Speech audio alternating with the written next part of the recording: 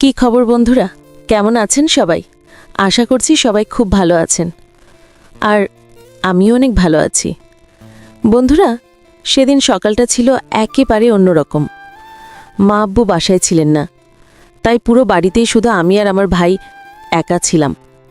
রাতে ঠিকমতো ঘুম হয়নি, তাই সকাল গড়িয়ে দুপুরের দিকেও আমি ঘুমিয়েই ছিলাম।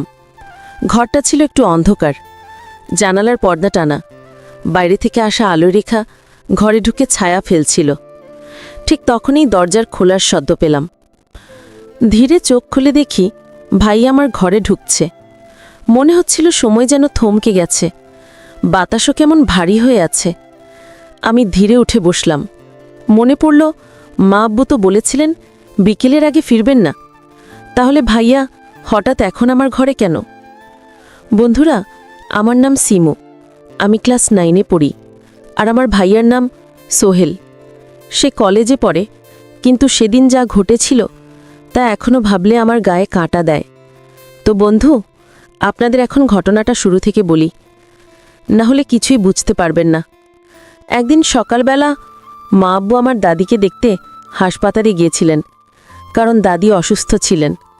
তারা সকাল সকালে চলে গিয়েছিলেন, আর যাওয়ার আগে বলেছিলেন বিকেল নাগাদ ফিরব। আমি রাতে ঠিকমতো ঘুমাতে পারিনি, তাই সকালবেলাতেও গভীর ঘুমিয়েছিলাম। ঘরের ভেতর তখন শুধুমাত্র আমি একাই ছিলাম। লাইট বন্ধ, দরজাও বন্ধ, চারদিক নিস্তব্ধ। ঠিক তখনই দরজার হাতলটা ঢেলে ঘুরে গেল, আর দরজাটা কিঞ্চিত শব্দ করে খুলে গেল। আমি চমকে উঠলাম। দেখি ভাইয়া দাঁড়িয়ে আছে দরজার সামনে, মুখে হালকা হাসি, কিন্তু সেই হাসিটা কেমন যেন অচেনা লাগছিল। আমি অবাক হয়ে জিজ্ঞেস করলাম, এই সময় তুমি আমার ঘরে কেন ভাইয়া? ভাইয়া কিছুক্ষণ চুপ করে রইল, তারপর ধীরে ধীরে ঘরের ভেতরে ঢুকে এলো। তার চোখে কেমন এক গভীর দৃষ্টি, যেন কিছু বলতে চাইছে, আবার লুকিয়েও রাখছে। বাতাসে এক অদ্ভুত ভারী ভাব ছড়িয়ে পড়ল। আমি অনুভব করছিলাম কিছু একটা ঠিক নেই। ভাইয়া হঠাৎ আমার বিছানার পাশে এসে বসল, তারপর নিচু স্বরে বলল, সিমু, আমি তোকে একটা কথা বলবো, কিন্তু কাউকে বলবি না কিন্তু। ঠিক সেই মুহূর্তে ভাইয়া আমার দিকে ঝুঁকে বলল, পিপাসা, তুই জানিস কি, আমরা যখন রাতে ঘুমাই আব্বুমা কি করে সেটা আমরা কখনো দেখিনি, কিন্তু আমি আজ যা দেখেছি সেটা আমাদের জন্য খুবই গুরুত্বপূর্ণ, এবং তুই আর আমি সেটা একসাথে করতে পারি। আমি অবাক হয়ে বললাম, কি করা ভাইয়া, কি দেখেছিস? এসব আগে কখনো বলিনি। ভাইয়া হালকা শ্বাস টেনে বলল, আমি বুঝতে পারছি এটা অদ্ভুত শোনাবে, কিন্তু যখন আমরা এটা থাকি তখন আমাদের কিছু কাজ আছে যা আমরা আগে কখনো দেখিনি। সিমু, এটা হয়তো আমাদের জন্য নতুন অভিজ্ঞতা, কিন্তু একসাথে করলে আমরা সব বুঝতে পারব। সোহেল ভাইও ধীরে বলল, সিমু, আজ সকালটা আমাদের জন্য বিশেষ। আমি যা দেখেছি তা শুধু একটি সাধারণ ঘটনা নয়। যদি তুমি সাহস দেখাও তবে আমি সব দেখাবো। আমি বিস্ময়ে জিজ্ঞেস করলাম, ভাইয়া ঠিক কি দেখেছ?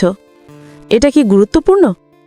সোহেল ভাইয়া হালকা হেসে বলল, হ্যাঁ সিমু, এটি গুরুত্বপূর্ণ, কিন্তু প্রথমে শর্ত, তুমি আমার সঙ্গে থাকবে, ভয় পাবে না এবং মনোযোগ দেবে। আমি মাথা হেলালাম, ঠিক আছে ভাইয়া, আমি প্রস্তুত।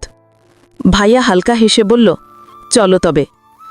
আগে দরজা বন্ধ করি, বাইরে কেউ যেন আমাদের দেখতে না পারে। সে দরজার তালা টেনে দিল।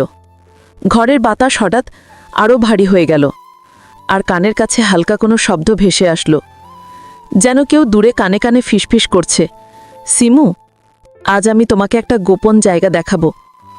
ভাইয়া বলল। সে আমাকে ধরে লিভিং রুমের দিকে এলো। ধাপে ধাপে আমরা এগোলাম, আর আমার হৃদয় বেজে উঠল দ্রুত। জানালার বাইরে সূর্যের আলো ঢুকছিল, কিন্তু ঘরের ভেতর সবকিছু যেন ছায়ার মতো গভীর। ভাইয়া কিছুক্ষণ চুপ করে রইল, তারপর গভীরভাবে আমার দিকে তাকিয়ে বলল, সিমু, তুই জানিস, একসময় আমি একটা মেয়েকে খুব পছন্দ করতাম। হয়তো তুই জানিস না, কারণ আমি কারো সঙ্গে তোকে পরিচয় করাইনি কখনো। সে আমার খুব কাছের ছিল। আমি অবাক হয়ে জিজ্ঞেস করলাম, ভাইয়া, মানে তোর গার্লফ্রেন্ড? ভাইয়া হালকা হেসে মাথা নাড়ল। হ্যাঁ, একরকম কিন্তু অদ্ভুত ব্যাপার কি জানিস, সে দেখতে তোর মতোই ছিল, চোখ, চুল, হাসিটাও। মাঝে মাঝে তোকে দেখে মনে হয় তার কথা আবার ফিরে এসেছে। আমি কিছুটা চুপ করে রইলাম, তার কণ্ঠে বিষণ্ণতা অনুভব করতে পারছিলাম। তারপর কি হলো আমি ধীরে জিজ্ঞেস করলাম। ভাইয়া নিঃশ্বাস ফেলে বলল, সে একদিন হঠাৎ হারিয়ে গেল, কেউ জানে না কোথায় গেছে। ভাইয়া একটু চুপ করে আমার দিকে তাকিয়ে রইল, তারপর ধীরে বলল, পিপাসা, তোকে দেখলে আমার আগের গার্লফ্রেন্ডের কথা মনে পড়ে। জানিস, তুই আর সে দেখতে অবিকল একরকম ছিলে। মাঝে মাঝে মনে হয় তুই আর সে যেন একই মানুষ। আমি কিছুটা অবাক হয়ে বললাম, ভাইয়া, আসলে আমি কিছুদিন ধরে একটা ব্যাপার খেয়াল করছিলাম। দেখতাম তুমি মাঝে মাঝে আমার দিকে চুপচাপ তাকিয়ে থাকো। আমি ভাবতাম হয়তো তুমি কোনো কিছু নিয়ে চিন্তায় আছো, কিন্তু এখন বুঝতে পারছি আসলে সেটা ওই মেয়ের জন্য, তাই না? ভাইয়া হালকা হেসে তারপর নিঃশ্বাস ফেলে বলল, হয়তো তাই, অথবা হয়তো আমি এখনও বুঝতে পারিনি যে কেন তোমার মধ্যে তার ছায়া দেখি। ঘরে তখন নিস্তব্ধতা নেমে এলো। জানালার পর্দা হালকা দুলছিল, বাইরের বাতাসের শব্দ ঘরে ভেসে আসছিল। ভাইয়া ধীরে বলল, আজ একটু ক্লান্ত লাগছে, আমি তোর ঘরে একটু বিশ্রাম নেব। আমি কিছু বললাম না, শুধু মাথা নাড়লাম। ভাইয়া চুপচাপ এসে বিছানার পাশে বসে পড়ল। তার চোখে এক ধরনের ক্লান্তি আর অজানা রহস্য, যেন কিছু বলতে চাচ্ছে কিন্তু থেমে যাচ্ছে। আমার মনে হচ্ছিল এই পুরো ব্যাপারটার পেছনে কোনো গোপন গল্প লুকিয়ে আছে। ভাইয়া আমার বিছানায় শুয়ে একটু বিশ্রাম নিল।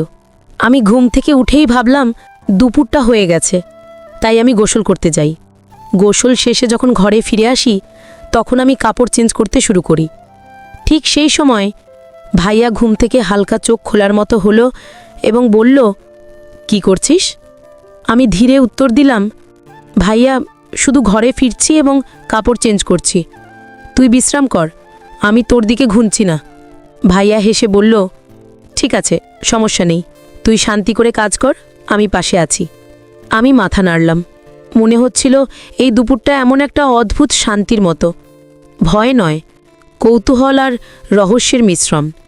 জানালা দিয়ে আসা আলো ঘরে নরম ছায়া ফেলছিল, আর হঠাৎ মনে হচ্ছিল আজকের দুপুরে আমার সঙ্গে ঘটতে যেতে পারে কোনো অজানা ঘটনা, যা আগে কখনো দেখিনি। আমি কাপড় চেঞ্জ করে দাঁড়ালাম। ঘরের চারপাশ নিস্তব্ধ, শুধু জানালার বাইরে হালকা আলো ভেতরে ঢুকছে। হঠাৎ মনে হলো বাতাসের সাথে কিছু ফিসফিস আওয়াজ ভেসে আসছে, যেন কেউ দৌড়ে কিছু বলছে। আমি ধীরে ধীরে ভাইয়ার দিকে তাকালাম। সে এখন শান্ত, কিন্তু চোখে এক অদ্ভুত জ্যোতি, যেমন কিছু বলতে চাচ্ছে কিন্তু কিছু লুকিয়েও রাখছে। ভাইয়া হেসে বলল, সিমু, আজকের দুপুরটা আমাদের জন্য বিশেষ। কিছুক্ষণ পরেই তুই দেখবি যা আগে কখনো দেখনি। তবে তুই ভয় পাস না, শুধু মনোযোগ দে। আমি কিছু বললাম না, শুধু মাথা নাড়লাম। আমার হৃদয় বেজে উঠছিল দ্রুত। মনে হচ্ছিল আজ এখানে কিছু রহস্যময় ঘটনা ঘটতে চলেছে, আর আমরা দুজনেই সেই রহস্যের অংশ। তো বন্ধুরা, এই গল্পটি কিন্তু এখানেই শেষ নয়, আরও বাকি গুরুত্বপূর্ণ শেষের অংশ রয়েছে। যদি আপনারা দ্বিতীয় পর্ব পেতে চান, অবশ্যই চ্যানেলটি সাবস্ক্রাইব করে পাশে থাকা অল নোটিফিকেশন অন করে রাখবেন। বন্ধুরা, এই গল্পটা যদি আপনাদের ভালো লেগে থাকে তাহলে অবশ্যই চ্যানেলটিকে সাবস্ক্রাইব করতে ভুলবেন না, আর ভিডিওতে অবশ্যই একটা লাইক করে দেবেন।